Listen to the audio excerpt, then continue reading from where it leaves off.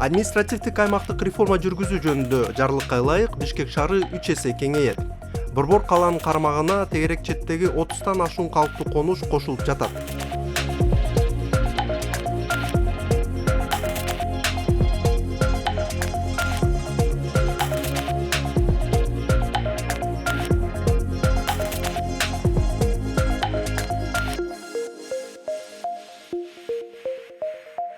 Как вы знаете, город Бишкек окружает у нас 47 жилмассивов, и в числе этих территорий очень много анклавных территорий. Бывает так, что один дом находился в городе, на территории города Бишкек, а при этом его сосед находился на территории Чуйской области. И вот для решения этих проблем решения по анклавным территориям многие года не решались. И путем данной реформы в первую очередь решается данная проблема. 2005-жылкы төңкөрүштөн кийин кээ бир саясатчы сөйрөлөр жерлерди басып алууга жол ачкан. Мына ошонун айынан шаардын, Бишкек шаарынын территориясына тиешеси жок, камтылбаган эксклавдар жана анклавдар пайда болгон. Бул инфраструктуралык байланышы да жок, шаарга тиешеси да жоктор, жаңы конуштар пайда болгон.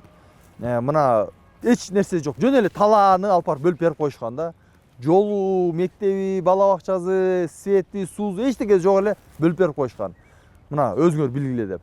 Мына ошондой жерлер абдан көп, бүгүнкү күнгө чейин ал маселелер чечилбей жатат. Мына азыркы территориалдык реформанын алкагында ошолордун көбүн чүйгө бөлүп кире турганын Бишкекке киргизип, анан жашоо шарттарын өзгөртүш керек. Бирок шаардын эски чектеринде дагы көптөгөн чечилбеген социалдык жана инфратүзүмдүк көйгөйлөр кала берүүдө. Мисал катары Туңгуч Кичи районунда тургундар павильондордун ордуна сейил бак курууну көп жылдан бери талап кылууда. Неге берем мен? 17-жылдан бери жазып келатабыз. Сквер деп. Бу жерде жаш энелер, пенсионерлер баса турган жер жок болуп калды. Бара турган жер жок. Ошон үчүн биз сквер, павильондор, пожалуйста, каалаган жерине коюп алсын. Павильон деген временный объект. Бул капитальный стройка эмес. Бул атасынан калган жер эмес. Ошон үчүн биз коомчулуктун талабын биз талап кылып атабыз. Только сквер. Башка сөз жок. Демонтаж боюнча иш-чаралар кирген, маалым болду. Демонтаж кылабыз деп атат. Туурабы? Жок, бул юридикалык маселе болуп атпайбы? Бияк эмне болуш керек эле өзү? Генплан боюнча. Генплан боюнча сквер болуш керек бу жер. Эс алчы сквер. Сквер болгондон кийин болбойт. Ошону мына үйдү жасап эметкенден кийин келип эле уже билесиң да, бийликти алмаша берген, алмашкандан кийин эле кайра келип эле мына жер кеңейтип мына эме кылып алды. Жана Рсалиев келгенден, Жамалбек келгенден кийин Стоянка кылып алды. Анан камектордун баары карабайсың, кир жайында болсо тиги жерге тигилер коюп алышты, балдар ойной турган. Анан дагы кымызы, боз үйү тигилет. Бу жерде шарт жок танте турган. Төкөлөш району жаңы конушу эң биринчи конуштардын бири. Бишкектин чок ортосунда жайгашкан. Анан кийин ол жапыс үйлөр менен кошо мындай көп кабаттуу турак жайда салынган. Эч кандай архитектуралык нормалар сакталган эмес. В основном балдарына аяш болот да. Өзгөчө эртең менен анан 4төн кийин бу жерге басууга невозможно. Анан тротуар жок, неме жок, тротуарды. Тротуар жасаганга жер да жок. Жер да жок. Анан булар айтканда, мом жок дегенде биз айтканбыз да, жок дегенде момундай моун алдырып туруп. Анан тротуар салып берсеңер, хот басканга десек, булардын кызыл китебин жасатып алышыптыр булар. 2000-жылдардан бери Борборго ондогон жаңы конуштар кошулган. Бирок ал жактагы социалдык көйгөйлөр дагы деле жалпы жонунан чечиле элек. Эми балдар ойноп атышат диякта, өзгөчө балдарга кейсиңби, Эми балдарга да жакшы болот, биягы токтоп калды. Балдарга да ошол жерге куруп койгон оңгол да, балдарга эч ылайыктуу жер жок. Ойночу жер жок болчу, Эч. Качан курушту эле? Бир айга деле жете элек, жаңы эле куруп беришти. Жакшы. Бала бакча жок бул жерде. Селекцияга мектепке барабыз. Оорукана жок, алыс. Оорукана жок. Жол, газ, анан свет, немелер карачы, бардакта. Эң негизгиси жол болуш керек. Жол. Анан канализация койсо жакшы. Биз жаппай айылбыз. Маршруткалар жүрөт экен бирок. Жок. Остановка жок. Жанында туруп алыш үчүн.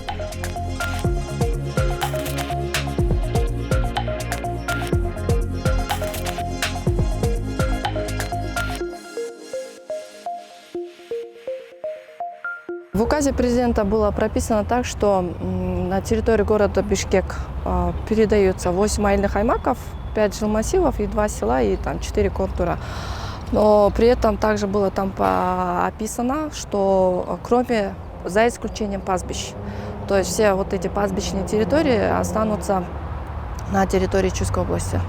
А земли сельхозназначения? Сельхозземли назначения, они, получается, все они остаются на территории. Вот если они входят в категорию пастбища, то они остаются за Чуйской областью. Мисалы Бишкекте документ менен бекитилген айдоо жерлери жок деген. Ал эми айыл өкмөттөрдө ар биринин өзүнүн үлүш жерлери да бар да. Үлүш жерлери, айдоо жерлери, жана айыл чарба багытындагы жерлер, ФПСтин жерлери бар. Көп маселелер бар.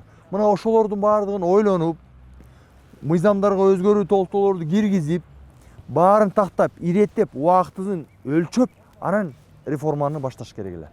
Бул жерде маселе жаралууда. Анткени көптөгөн жайыт жана айыл чарба жерлеринде көп убакыттан бери эчтеке эгилбей, анын ордуна үйлөр курула баштаган.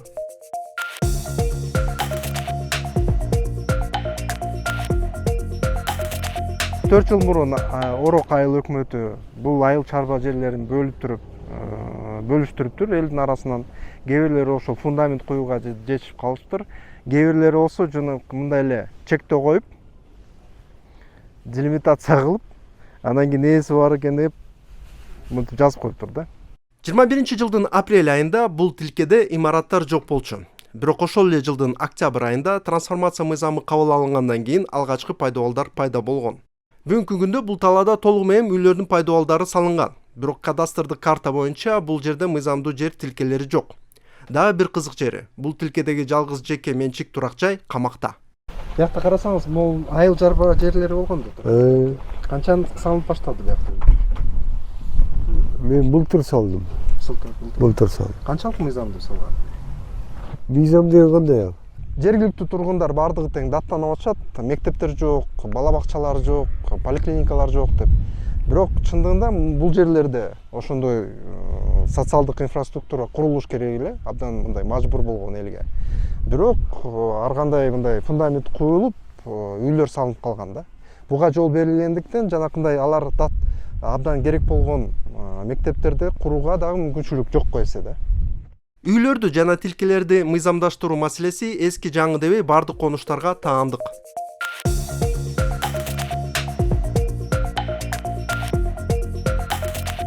Арча Бешиктеги көп тилкелер дагы деле мыйзамдаштырыла элек. Көп учурда эки кошуна үй ар башка юридикалык статуска ээ.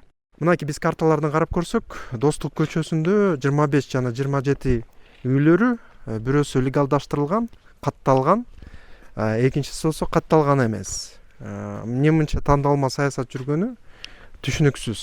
Булардын үйүндө көп болбойт да, ылдыйда өздөрүнүн үйү бар да. Анан бул жерде квартиранттар турат, көбүнчөсү элечи. Анан ошого кол тийбей аткан болуш керек булар. Кол тийбей атат дейсизби? Ошол себептен деп ойлоп атабыз. Арча Бешикте жерлерди басып алуу 13-жылдын күзүндө башталган. Ал акыркы жылдары Көрүстөнгө жакын жерге чейин жеткен. Көрүстөндүн жанаша жайгашкан жерде фундамент куюлган тилке. Бул жерде сөз түрдө курууга үй болбойт, бирок булар куруп жибериптир. Эмне дегенде, анткени башка үйлөр дагы мыйзамсыз салынган. Анан эгерде башкалар салып жатса, мага эмне болбойт деген мындай көз караш кеңейип жатат да бул жактачы. 21-жылдын апрель айында бул жерде эч бир үйдүн пайдабалы жок болчу. Ал эми жер тилкелеринин ээлери аларды мыйзамдаштырып алган күндө дагы алар түштүк батыш Көрүстөөнүн санитардык зонасына кирип калат. Бирок башка элиталык турак жайларда үйдү мыйзамдаштырууда эч кандай тоскоолдуктар жок.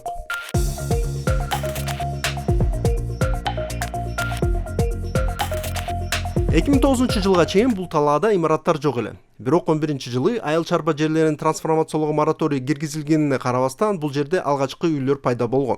Бүгүнкү күндө бул элиталык шаарчасында бардык үйлөр мамлекеттик каттоодон өткөн.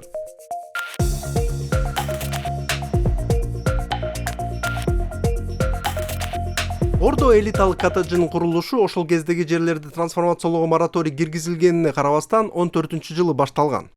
Карапайым эл жашаган Арча бешик же Алтын казыктан айырмаланып, бул жаңы имараттын жер тилкелери 17-жылга чейин бардык мыйзамдуу түрдө катталган. Бирок Бишкектин өзүндө көп үйлөр мыйзамдаштырыла элек.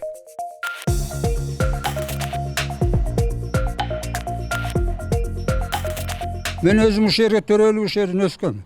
Ата-бабаларым дагы, чоң аталарым өзүм коренной төкөлдөштүкмүн да. Анан ошо 76-жылы снос башталганда, анан көп кайра келип, баягы инвентаризация сыяктуу бирдеме кылып, анан бүт баарыбызга самовольный застройка деп немелер жазып, Документ берген эмес, Жок, документ берген, бирок ошол жерге штамп басып коюшкан да. Самовольный застройка деп. Ошонун негизинде уже биздин үйлөр, жерлер уже незаконный болуп калганда, как будто биз мамлекетте баягы как аренда сыяктуу болуп калганда, азыр эми анан ошол себеп менен жанагындай многоэтажный застройка тиги бу деп ошон үчүн анан бизди неме кылып атышат да. Анан бирок азыр эми бул вопрос чечилип атат. Кудайга шүгүр, уже где-то биздин төкөлдөштөн мурун где-то бир 70% кызыл китеби жок болчу. Азыр примерно бир 40%ке калды да.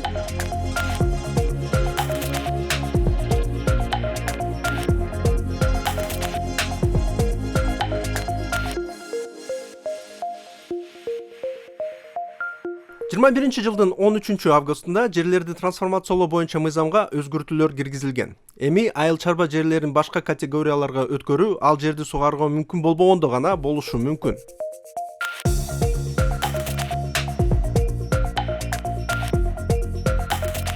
Бул жаңы конуш мен 2019 келдим, по-моему, бир 2016 башталса керек.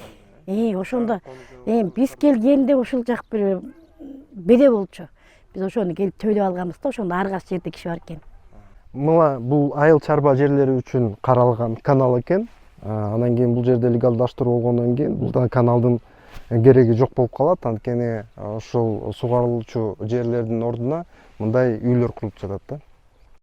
Акордо 3 жаңы конушу жакында шаардын курамына кирет. 18-жылга чейин бул жер ачык талла болгон. Бирок бүгүнкү күндө иш жүзүндө эч кандай бош орун калган эмес.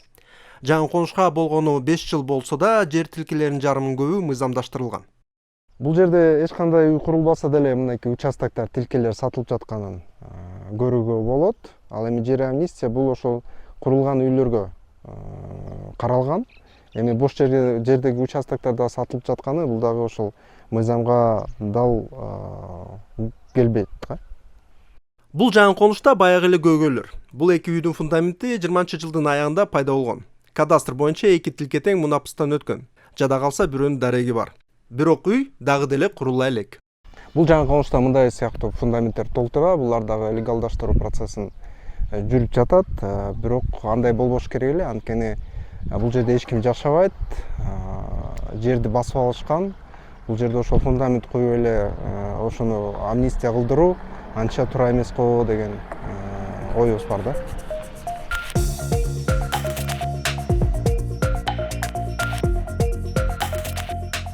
Жакында Көк Жар айылда шаарга кошулат. 20-жылдын күз айына чейин бул бош талалар болгон. Ал эми азыр бул тилкелердин жарымынын көбү жеке үйлөр менен курулган. Калган бөлүгүндө фундамент коюлуп бүттү. Кадастрдын маалыматы боюнча бул жерде бир дагы тилке мыйзамдаштырыла элек. Мунун баары президенттин айыл чарба багытындагы жерлерди мыйзамсыз басып алууга каршы аракеттенүү чаралары жөнүндө жарлыгына карабай ишке ашып жатат.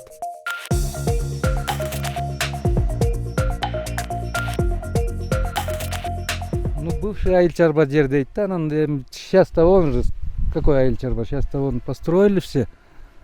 Все, наверное, уже. Анан кийин ээси бар деп жазып атышпайбы? Эми чынында мыйзам боюнча ээси жок болуш керек. Анткени айыл чарба кызматында болуш керек эле бул жерлер. Бирок чачыранды үйлөр салынган. Эмне негизде салганы дагы бүдөмөк да. Эми бул 30 жыл мурун болгон жок да, булчу салынган үйлөр. Жакында эле салынган. Мыйзам иштеш керек эле, бирок иштебегени абдан өкүнүчтүү. Мунапыс мыйзамында айыл чарба жерлери сугатка жараксыз болуп калса гана жол берилет деп жазылган. Ошого карабай 20-жылдын жазында бул талаада алгачкы фундаменттер пайда болгон. Тиги жагында айыл чарба жерлер. Бул жерде болсо бардыгы тең үйлөр салынган. Бул жерде деле ошондой болуш керек эле, жер айдалыш керек эле. Анан кийин карасаңыздар, атайын ошол ирригациялык система, бүт ошол суулар ошол жакка агылыш керек эле. Бирок азыр анын максаты жоюлган да. Бүгүнкү күндө бул тала толугу менен тилкелерге бөлүнүп үйлөр салынып жатат. Алардын ичинен 20дан ашуун мунапыстан өткөн. Бирок ал жерде үйлөр салына элек.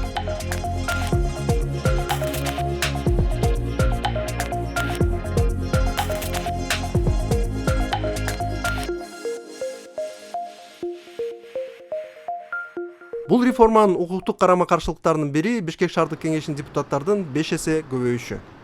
Кыргызстан боюнча кыргыз элинин өкүлчүлүгү депутаттар жогорку кеңеште 90 адам болсо, кече мына бирөөлөр 235 адамды чогултуп сессия өткүзүп атат.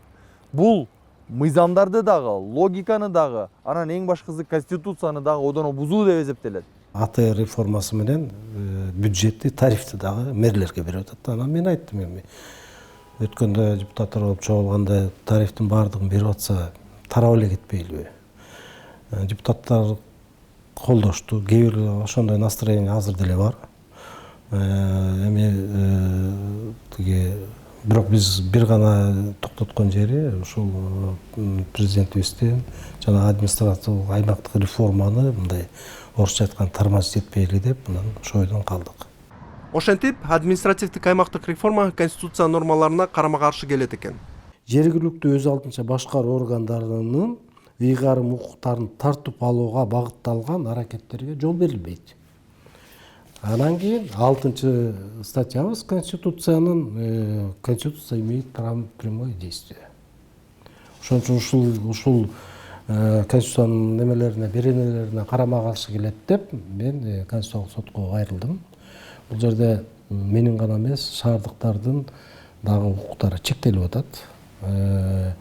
Ыйгарым укуктарды аткаруу органдарына берген бул орусча айтканда принцип разделения властейди дагы бузуп атат. Ошон үчүн бул абдан чекилик иш болду деп ойлойм. Эми Конституциялык сот менин эмемде производство алса, көрөбүз, эгерде мыйзамды туура колдонуп, мыйзамдуулукту неметсе, тутса, Конституциялык соттун судьялары менин пользама чечип бериш керек деп ойлойм да, мен аны соттор чечет. Мындан тышкары, шаардын аянтын 3 эсе көбөйтүү муниципалдык бюджеттин тиешелүү түрдө көбөйтүүнү талап кылат. Акыркы 30 жылда борбордун кейпи өзгөргөн жок. Инфраструктура жагынан дагы, баягы билим берүү, социалдык жагынан, саламаттык сактоо жагынан эми Бишкек шаардын аянты 3 эсе өскөндө керектелүүчү акча 3 эсе өспөйт. 10 эсе көп өсүш керек. Себеби Бишкектин ичинде дагы инфраструктуралык көп көйгөй бар. Эми жанагы кошулган аймактарда дагы андан да көп көйгөйлөр бар. Бул инфраструктура эле эмес, транспорт эле эмес, бала бакча, мектеп, саламаттык сактоо, социалдык маселелер, билим берүү көптөгөн жагдайлар бар. Мына ошолорду чечүү үчүн азыр эми тилекке каршы Бишкекке бөлүнгөн акчанын көп бөлүгү ошол жакка кетет дагы. Бишкектин эски Бишкектин баягы чечилбей, 30 жылдан бери чечилбей калган көйгөйлөрү дагы чечилбей калышы турган иш.